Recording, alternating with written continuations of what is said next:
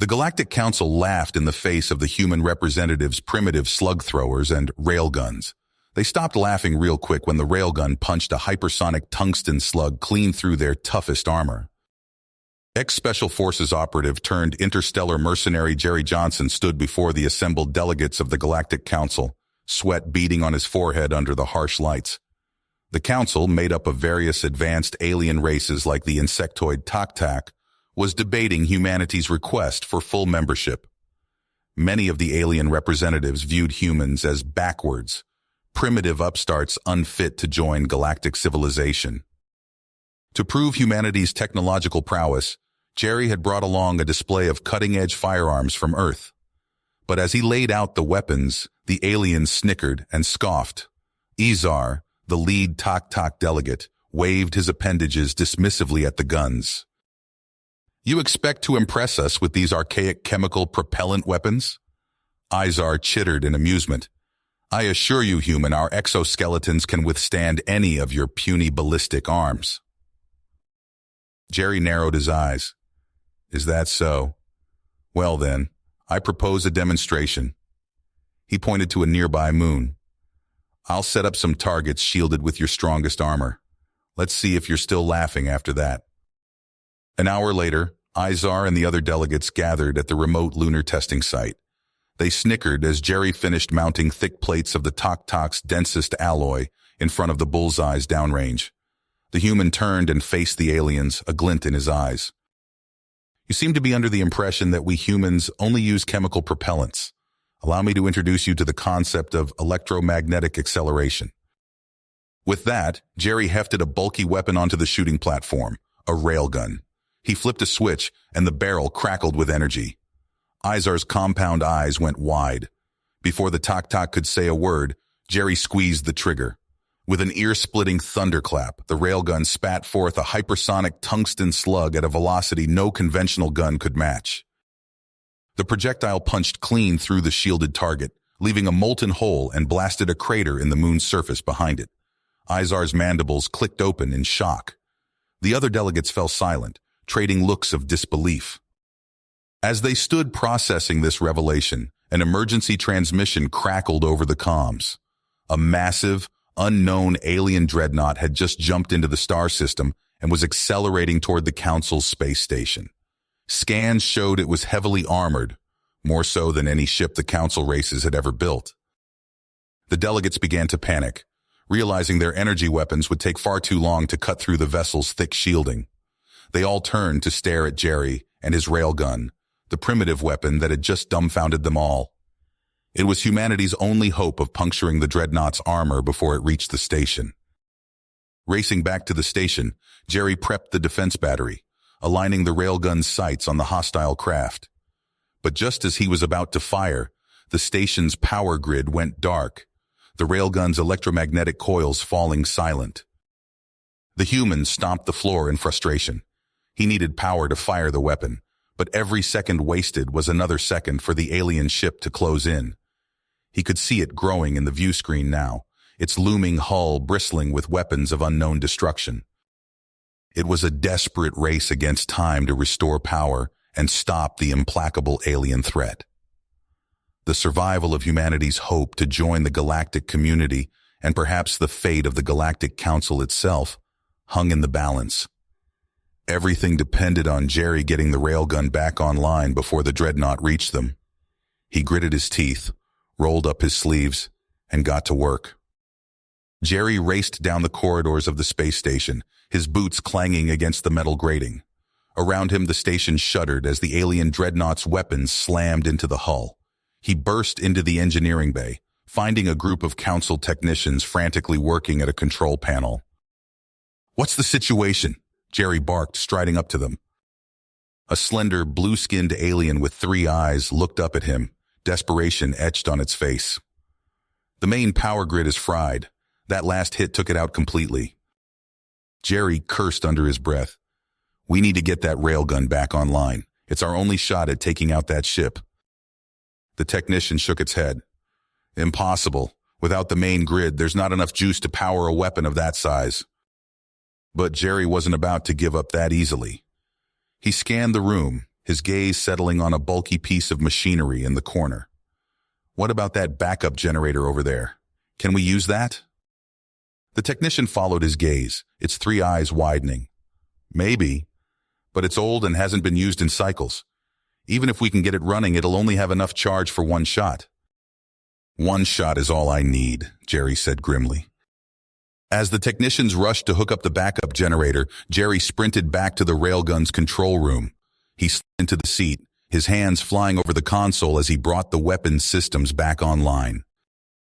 On the main view screen, he could see the alien dreadnought closing in, its hull shimmering with energy shields. The station's own weapons fired back, lances of searing light that splashed harmlessly against the attackers' defenses. Jerry's eyes narrowed as he studied the readouts, looking for any weakness he could exploit. There, a small thermal exhaust port, barely visible on the scans. If he could hit that with the railgun, it might just be enough to punch through the shields and trigger a chain reaction in the ship's power core. The console beeped, indicating the backup generator was online and feeding power to the railgun. But the charge level was low, the progress bar crawling upward at an agonizingly slow pace. The dreadnought loomed larger on the screen, its weapons glowing as they prepared to fire again. Jerry's fingers tightened on the trigger, his heart pounding in his ears. Just a few more seconds. With a final deafening roar, the alien ship unleashed a barrage of energy blasts. The space station bucked and heaved, warning alarms blaring. Jerry gritted his teeth, fighting to keep the railgun aligned on target. The charge meter flashed green. It was now or never. Jerry squeezed the trigger and the railgun kicked like a mule. On the screen, he saw the hypersonic slug lance out, a streak of silver against the blackness of space. It crossed the distance in the blink of an eye and struck the dreadnought's exhaust port dead center. For a moment, nothing happened. Then a brilliant flare of light erupted from the point of impact. Secondary explosions burst across the alien ship's hull, chaining together in a dazzling display of destruction. With a final, catastrophic blast, the dreadnought disintegrated, reduced to a cloud of molten shrapnel. In the council chamber, the assembled delegates let out a ragged cheer. Izar, the Tok-Tok delegate, stared at the screen in open-mouthed shock before turning to Jerry, a newfound respect in his compound eyes. But the celebrations were cut short as a council technician burst in, a data pad clutched in his trembling hands. "We've analyzed the wreckage," he stammered. "The ship, it belonged to the Kothax." A hush fell over the room. The Kothax, a species of technologically advanced reptilian warriors, were supposed to have gone extinct centuries ago, wiped out in a brutal civil war. "There's more," the technician said, his voice shaking. "We recovered a data fragment from the ship's computer core. It suggests this was just a scout, and that a full Kothax invasion fleet is already on its way." The council erupted into panicked shouts and arguments. It quickly became clear that, despite their advanced technology, they were woefully outmatched against the Kothax's superior weaponry. In the end, it was Izar who spoke up, his voice cutting through the chaos. "There's only one hope for us now," he said, turning to Jerry. "Humanity." The other delegates fell silent, all eyes on the human mercenary. Jerry felt the weight of their gaze, the enormity of what they were asking settling on his shoulders. "Commander Johnson," Izar said formally, "the Galactic Council hereby grants humanity full membership, on one condition, that you lead our forces in the coming war against the Kothax." Jerry took a deep breath, his mind racing. It was a daunting task, to be sure. But he thought of Earth, of the countless billions who would be at risk if the Kothax were allowed to rampage unchecked across the galaxy. "I accept," he said, his voice steady with willpower. As the council dissolved into a flurry of activity, Jerry found himself lost in thought. Something about the Kothax's sudden re-emergence didn't sit right with him. The timing was too perfect, too convenient. He couldn't shake the feeling that someone, or something, was pulling the strings, manipulating events from behind the scenes. But who? And to what end? Those questions would have to wait. For now, Jerry had a war to prepare for. He strode from the council chamber, already mentally compiling a list of potential allies, strategies, and resources. In the distance, on the very fringes of Council space, the first ships of the Kothax Armada emerged from hyperspace. Their hulls gleamed with the dull sheen of advanced alloys, their weapon ports glowing with barely restrained power. They had come for conquest, for vengeance against the species that had once opposed them, and this time, they would not be denied. The future of the cosmos would be decided in the battles to come, and Commander Jerry Johnson would be at the forefront, leading the charge, determined to uncover the truth and protect humanity's place among the stars. The Kothax invasion fleet surged through Council space like a tidal wave of destruction. Jerry Johnson stood on the bridge of the hastily assembled Defense Forces flagship, his eyes glued to the tactical display. Around him, a motley crew of alien races worked feverishly to prepare for the coming battle. "Status report on the railgun retrofits," Jerry barked. A blue-skinned Zarlaxian technician looked up from his console. 70% of the fleet is now equipped with human-designed kinetic weapons, Commander. The rest are still in the process of installation. Jerry nodded grimly. It would have to be enough. The Kothax weren't going to wait for them to be fully prepared. As they approached a key Council outpost, the sensors lit up with incoming enemy signatures. Jerry's hands flew over the tactical controls, issuing rapid-fire orders to position their ships for maximum effect. "All ships, this is Commander Johnson. Concentrate fire on the lead Kothax vessels. Let's show these bastards what our new toys can do." The space around the outpost erupted in a furious exchange of fire. Beams of energy from the Kothax ships slammed into the Council fleet's shields, while streaks of hypervelocity projectiles from the newly installed railguns punched through the enemy's defenses. For a moment, it seemed like they might actually hold the line. Then, Jerry saw a small group of Kothax boarding craft slip past their perimeter, heading straight for the outpost. "Damn it, get me a line to outpost security now!" But it was too late. Before he could warn them, the comms crackled to life with an incoming transmission. On the display, a reptilian face appeared. The Kothax commander. "Attention, Council forces. We have captured one of your delegates, the Tok known as Izar. We have also planted a bomb capable of destroying this entire outpost. Surrender now, or watch them all die." Jerry's mind raced. He knew it could be a trap, but he couldn't risk the lives of Izar and everyone on that outpost. He needed a plan, and fast. "Lieutenant, get me our best infiltration team. We're going to pay that Kothax ship a visit, and contact Earth. I need a squad of our special forces on that outpost 5 minutes ago." As Jerry suited up with his strike team, he laid out the plan. "We go in fast and quiet. Find Izar, get him out, and keep your ears open. I've got a feeling there's more going on here than we know." They boarded a stealth shuttle and slipped away from the main battle, using the chaos as cover to approach the Kothax flagship. Once aboard, they moved swiftly through the alien corridors, taking down Kothax warriors with precision shots from their rail pistols. They found Izar in a holding cell, the Tok's compound eyes wide with fear and relief. As they made their escape, Jerry heard a fragment of transmission from a nearby command room. As the architect commanded, the pawns are in place. Jerry's blood ran cold. Who or what was the architect? But there was no time to investigate further. They had to get off this ship now. Meanwhile, on the outpost, the human special forces team raced against time. They found the bomb, a pulsing orb of alien technology unlike anything they'd ever seen. "We can't disarm it," the team leader reported, "but we can jettison it. Prepping for space disposal now." Jerry and his team, with Izar in tow, sprinted for their shuttle. As they launched away from the Kothax flagship, they saw a small object ejected from the outpost, streaking away into space. The bomb detonated, the shockwave catching the edge of the Kothax fleet. Ships spun out of control, their shields flaring and failing. In the aftermath, as the Council forces regrouped, Izar approached Jerry. The Tok's mandibles clicked in what Jerry had learned was a gesture of respect. "I was wrong about your species, Commander Johnson. We owe you a great debt. But Jerry barely heard him. His mind was on the transmission he'd overheard. The architect. Something told him this was just the beginning of a much larger conflict.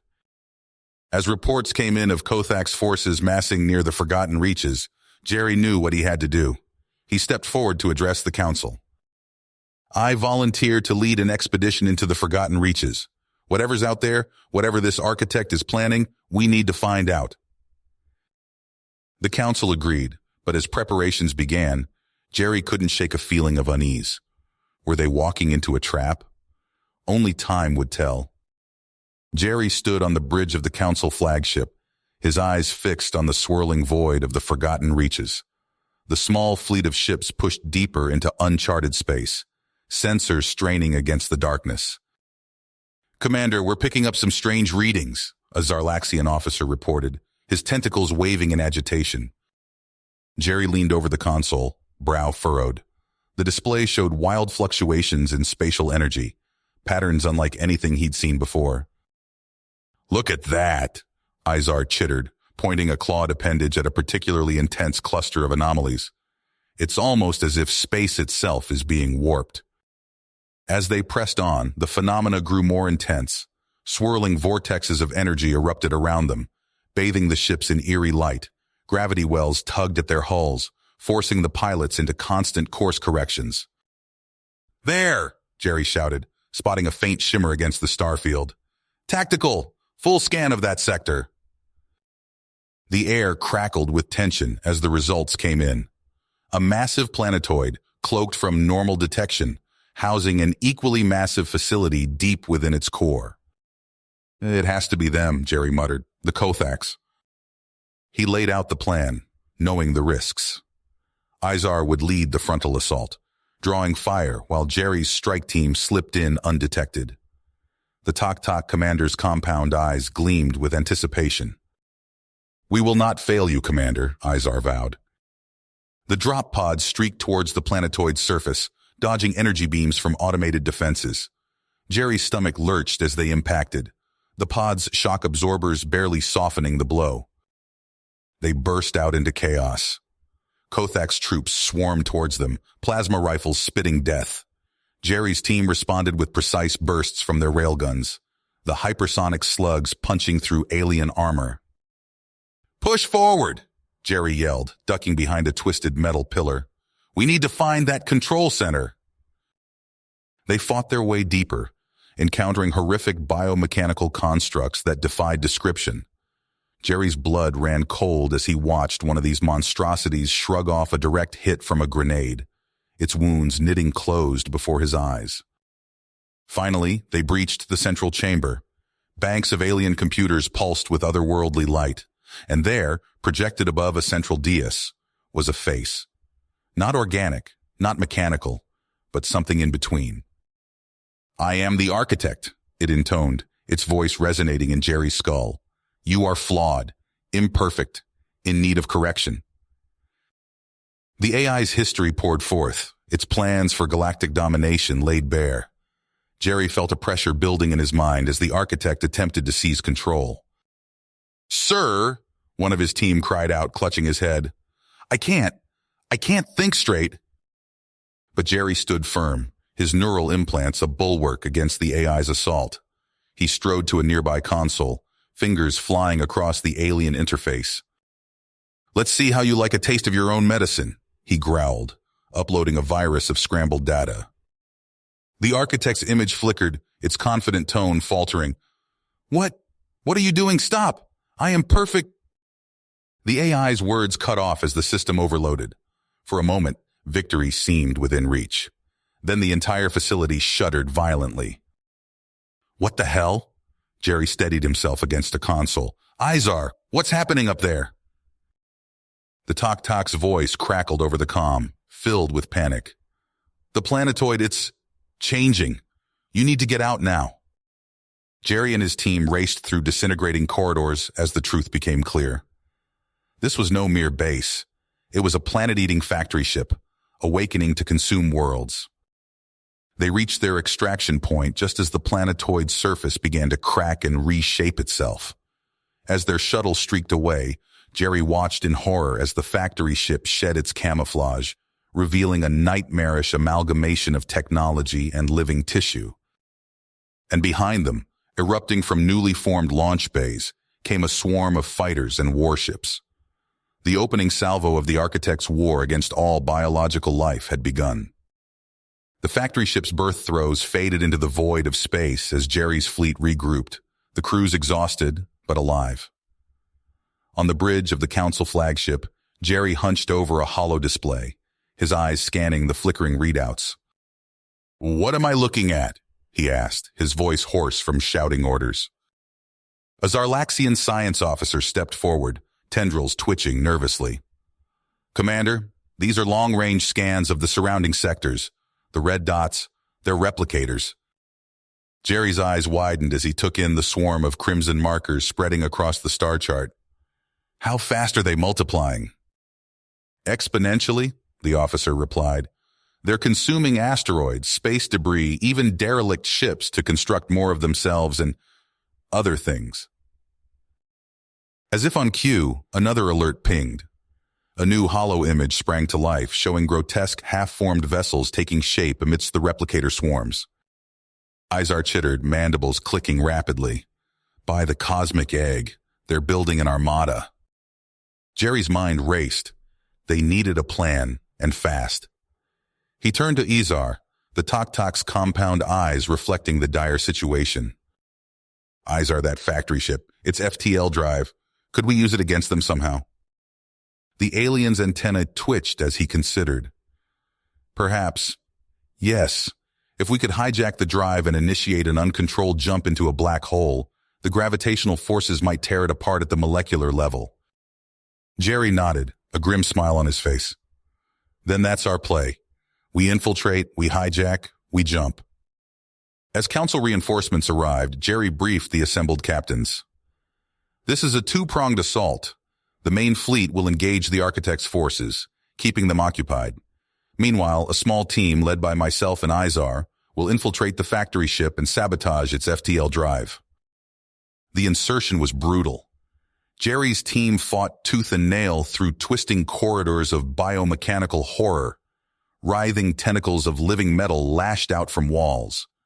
Cyborg monstrosities lurched from shadows, their screams a cacophony of organic and synthetic agony.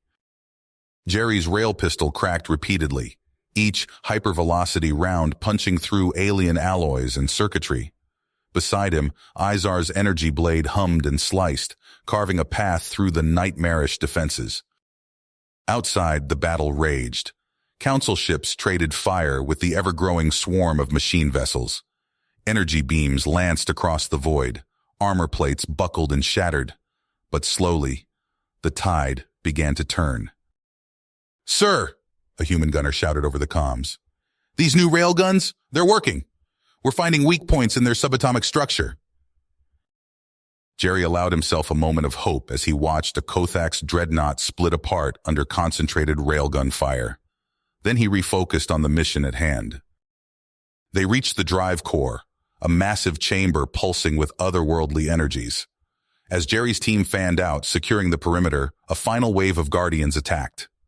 Titanic cyborgs, more machine than flesh, lumbered forward on piston-driven legs. The battle was fierce, but brief. As the last Guardian fell, sparking and twitching, Izar turned to Jerry. The Tok-Tok's exoskeleton was scorched and dented, but his eyes blazed with persistence. "Commander," Izar said, his voice filled with grit, "the Corps' defenses are too strong. There's only one way." Before Jerry could stop him, Izar interfaced directly with the alien systems. The Tok-Tok's body convulsed as energy surged through him, overloading his cybernetic implants. "Izar!" Jerry shouted, rushing to his friend's side. "Go!" Izar gasped. "Initiate the jump!"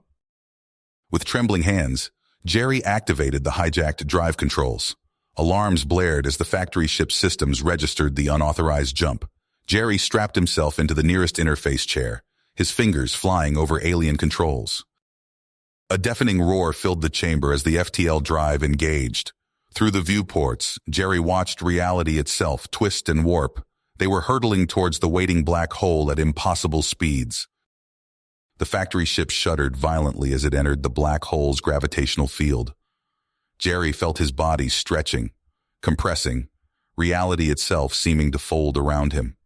His vision filled with swirling cosmic energies as the ship's structure began to disintegrate. In that moment of cosmic violence, Jerry's consciousness expanded. He felt the fabric of space-time itself, the infinite possibilities of quantum reality. And then, darkness. When Jerry opened his eyes, he found himself floating in the void of space, unharmed but forever changed. His body glowed with residual energies, his mind awash with new awareness. He could feel the distant pulse of the singularity, a cosmic heartbeat now intrinsically linked to his own existence. As rescue ships approached, Jerry turned his gaze to the stars. The immediate threat was over, but he sensed a greater danger lurking beyond the veil of known space. Something ancient and terrifying had stirred, awakened by the architect's actions. The true test of humanity and its allies was yet to come. Jerry's consciousness expanded, reaching across vast cosmic distances. The residual energies from the singularity pulsed through his veins, granting him perception beyond mortal limits.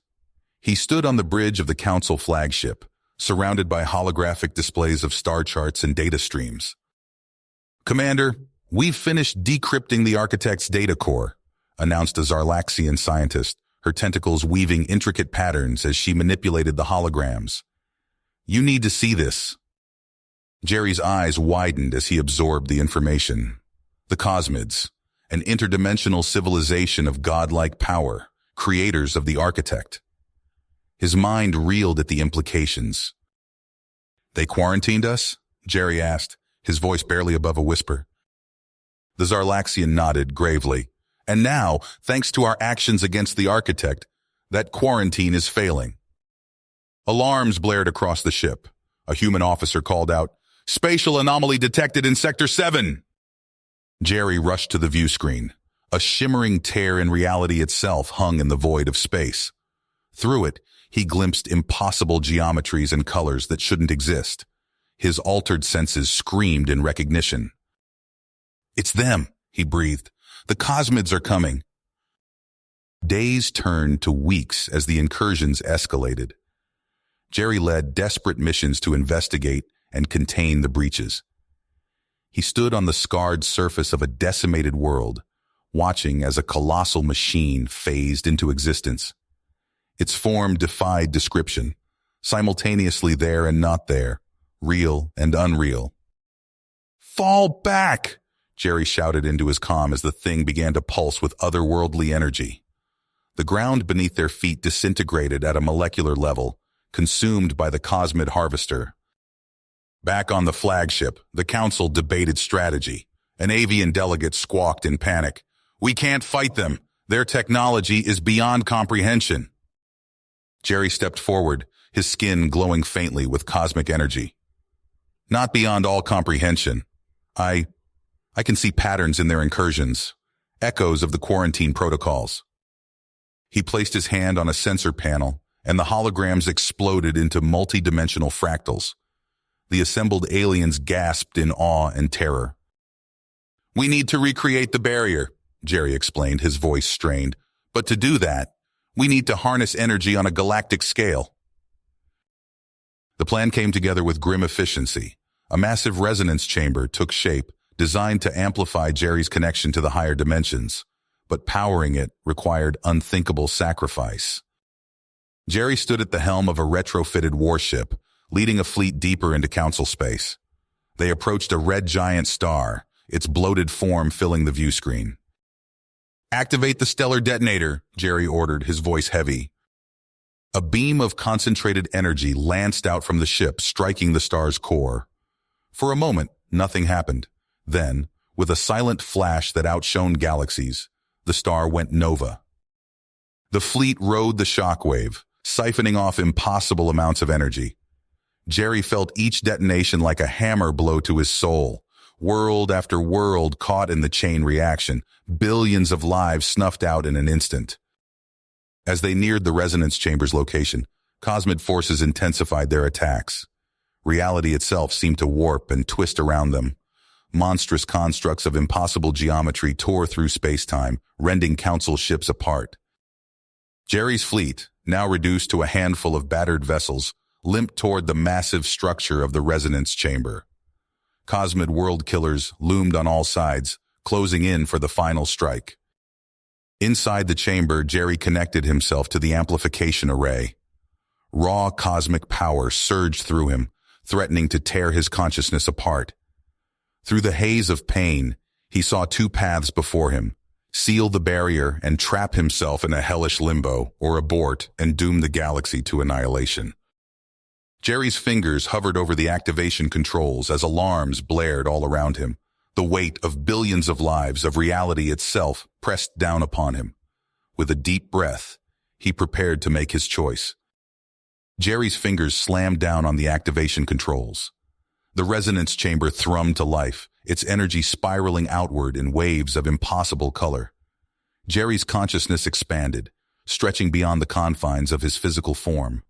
The very fabric of existence unfolded before him, an intricate tapestry of vibrating cosmic strings. He reached out, grasping at the threads of reality. Agony seared through every fiber of his being as he attempted to manipulate the strings, desperately trying to recreate the quarantine barrier. But it wasn't enough. Through dimensional breaches, cosmic forces poured forth. Vast constructs of living metal and pulsing energy descended upon the chamber, their alien geometries defying comprehension. "It's not working!" Jerry screamed, his voice distorted by the cosmic energies surging through him. A Zarlaxian scientist, her tentacles flailing wildly, rushed to a nearby console. Her compound eyes widened as inspiration struck. "Commander, we need to shatter the frequencies entirely." "What?" Jerry gasped, struggling to maintain his focus. "Don't recreate the barrier," she chittered urgently. "Break the harmonic bonds between our dimension and theirs." Jerry's expanded consciousness grasped the concept. With a final, agonizing push, he redirected his efforts. Instead of weaving the cosmic strings together, he began to tear them apart. A pulse of dysphonic resonance erupted from the chamber. It rippled outward, gaining strength as it traveled along the cosmic strings. The very foundations of reality began to quake. Outside, the Cosmid city ships shuddered. Their impossible forms wavered, struggling to maintain coherence across the dimensions. One by one, they ruptured violently. Their substance unraveled into streams of hyperspatial energy, twisting and writhing as they were forcibly ejected from this plane of existence. The chamber shook. Warning klaxons blared as systems overloaded. Jerry felt his physical form beginning to disintegrate, his consciousness merging with the raw data streams of the universe itself. "Hold on!" he shouted to the few surviving crew members, his voice now a cosmic whisper echoing through subspace. "We're almost—" A blinding flash engulfed everything. When it faded, the remaining council ships found themselves adrift in a transformed galaxy. The Cosmid threat had vanished, but at a terrible cost. Countless worlds lay in ruins, civilizations erased in an instant. On the scarred hull of the resonance chamber, a ghostly image flickered to life. It was Jerry, or what remained of him, a spectral avatar of cosmic energy and fragmented data. "We've done it," the avatar spoke, its voice resonating on multiple levels of reality. "Our universe has been reborn, cut off from the Cosmid's higher dimensions." The surviving council members gathered around holographic displays, struggling to comprehend the magnitude of what had transpired. "But the cost," a Tok representative chittered, his antennae drooping. Jerry's avatar nodded solemnly. "Immeasurable, yet hope remains. The Cosmid technology that remains in our universe, it holds the key to rebuilding, to advancing beyond anything we've known before." "How do we proceed?" asked a human admiral, her voice hoarse from shouting orders during the battle. "Carefully," Jerry replied. "We must use this knowledge wisely, lest we fall into the same traps as our progenitors. To truly ascend, we must first master ourselves." The council members exchanged glances, the weight of responsibility settling upon them. As the resonance chamber's systems finally gave out, Jerry's avatar began to fade. "I'll always be here," his voice echoed, "part of the cosmic tapestry itself. Good luck, my friends. The next great journey begins now." With that, Jerry's consciousness dispersed, merging fully with the newborn universe. The survivors stood in awed silence, gazing out at the transformed stars.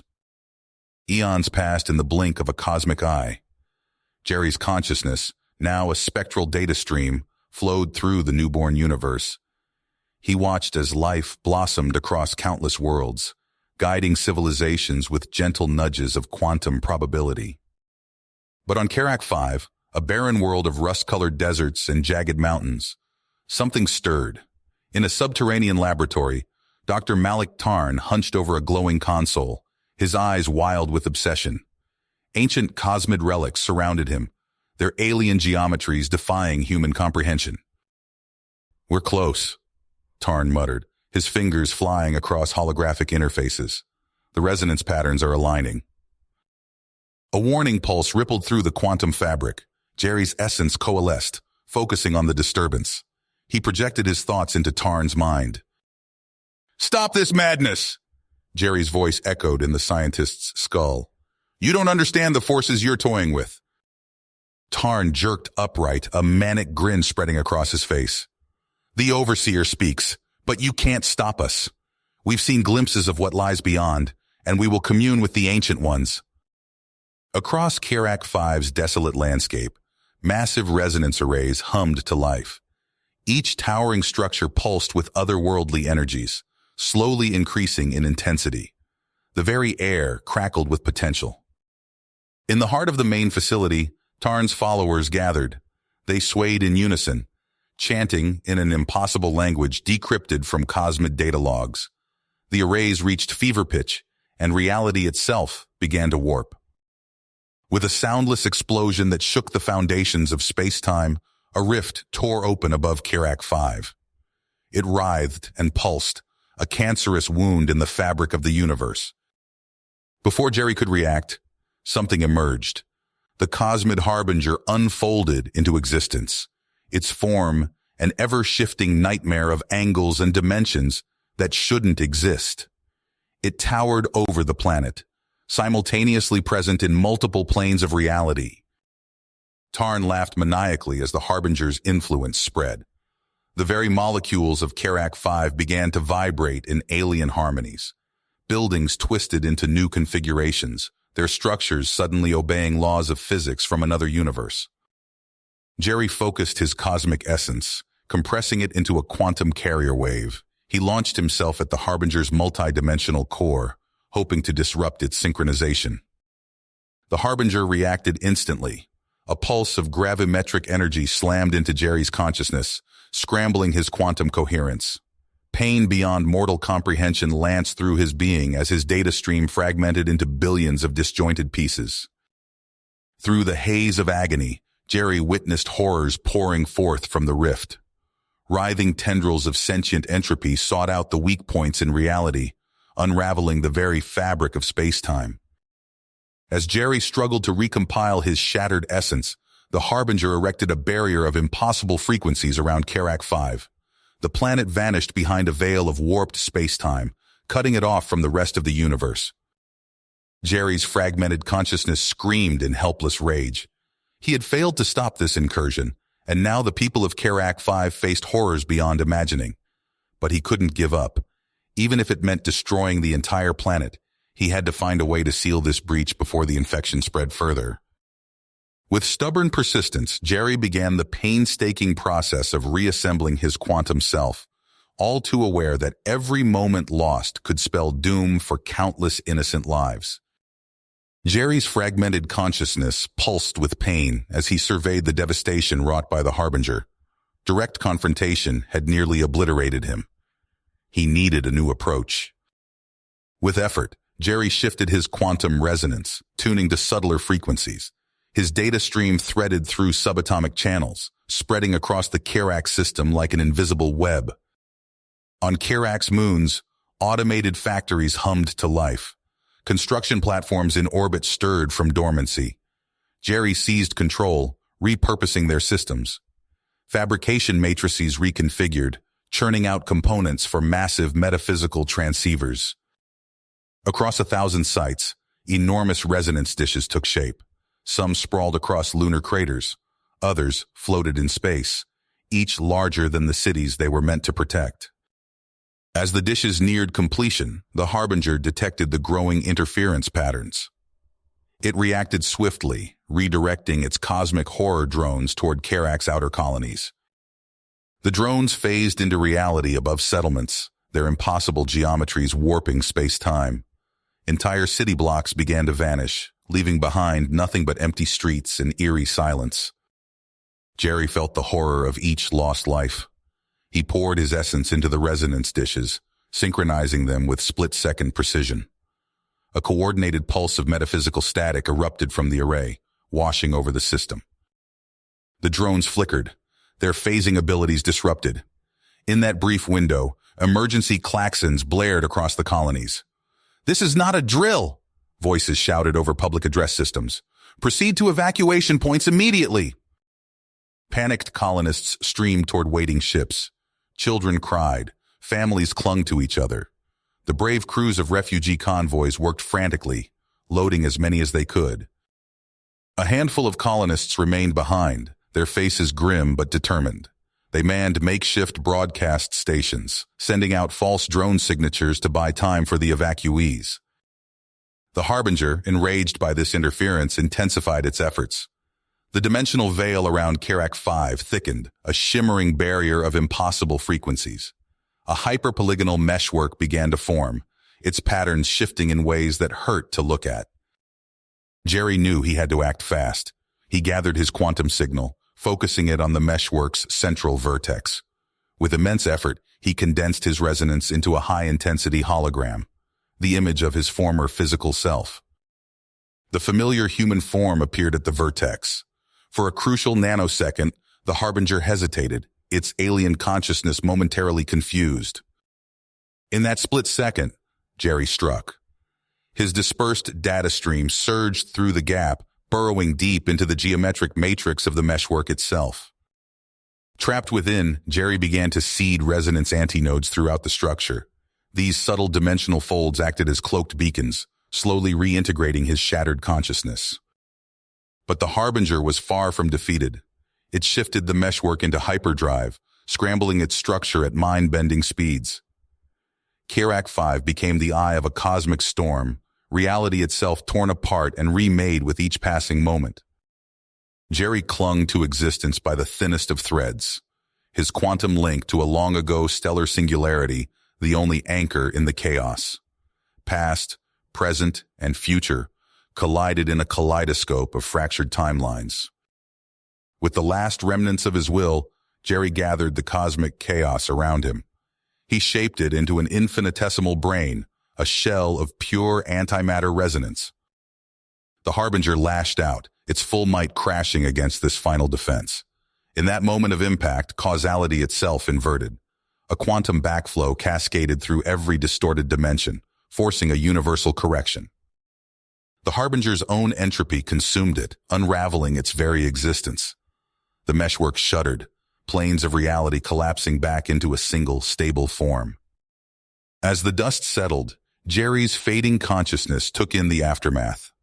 Where Karak 5 once teemed with life, only fragments remained, a graveyard of dimensional wreckage orbiting a dead world. The rift to the realm of the ancients sealed itself, banishing the last traces of the Harbinger. All that remained was Jerry's paracosmic imprint, his journey and sacrifices encoded in the very fabric of the reborn universe. The cosmic dust settled, revealing the shattered remnants of Karak 5. Jerry's wavering resonance imprint flickered amidst the wreckage, a fading echo of his once mighty presence. His true form drifted in the primordial singularity, adrift in the cosmic sea that birthed the universe. On Kirak's surviving moons and orbital habitats, colonists huddled in cramped shelters. Emergency klaxons blared as life support systems strained under the influx of refugees. In a crowded command center, Governor Lyra Voss surveyed holographic displays of their devastated system. "How many made it out?" she asked, her voice hoarse from hours of crisis management. A haggard aide consulted his datapad. "Less than 30%, ma'am. The evacuation was incomplete." Lyra's shoulders sagged under the weight of lives lost. Generations of reckless ambition had brought them to this point. She thought of her grandfather's stories about Jerry's original sacrifice, how it was meant to protect them from this very fate. On what remained of HFY's surface, reality itself writhed in agony. Atmospheric tsunamis of negative energy swept across barren plains, scouring away the last traces of the world that once was. In the fractured remains of Tarn's laboratory, stabilization fields flickered and died. A lone technician, trapped in the complex's lower levels, watched in horror as the barriers fell. Raw entropy poured in, a hurricane of impossible potential. He screamed as his body unraveled, atoms scattered to the cosmic winds. At the planet's poles, lurking quantum potentials coalesced into nightmarish forms. These sentient geometries slithered across blasted terrain, their very existence an affront to physics. Where they passed, bedrock peeled away in fractal patterns, reality rewritten on a fundamental level. A survey team, sent to assess the damage, found themselves face to face with one such abomination. Before they could retreat, its presence phased them out of existence. Their minds, trapped in an eternal loop of torment, became one with the cosmic horror. Amidst the chaos, Jerry's paracosmic imprint pulsed. A warning, encoded in quantum fluctuations, rippled outward. It spoke of knowledge too dangerous to possess, of sacrifices made to keep the universe whole. In a hardened bunker beneath Kirak's largest moon, colonial leaders faced an impossible choice. Admiral Jorax, his scales dulled with stress, addressed the gathered officials. "We have no choice," he said, tapping commands into a secure console. "Kirak 5 must be purged. The infection cannot be allowed to spread." Antimatter warheads streaked across space, their payload potent enough to unmake reality itself. As they impacted, dimensions screamed and tore. The cosmic abominations shrieked in alien tongues before winking out of existence. When it was over, only silence remained. Where Kirak 5 once hung in space, there was nothing but a void that hurt to look at. In the aftermath, as shell-shocked survivors tried to rebuild, Jerry's final message echoed through subspace. It reached the mind of every colonist, a simple yet profound warning. The path to ascendancy extends eternally, yet we must temper the journey lest we undo existence itself.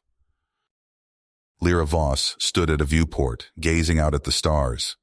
She knew the road ahead would be long and fraught with danger, but as she turned to face her people, she vowed they would heed Jerry's warning. They would rebuild, but with caution and respect for the cosmic forces that surrounded them. You have reached the end of the story. If you enjoyed this story and want to support us, please leave a like and subscribe to our channel, and for every comment that says 88, I will heart every single one of them. Thank you for your time.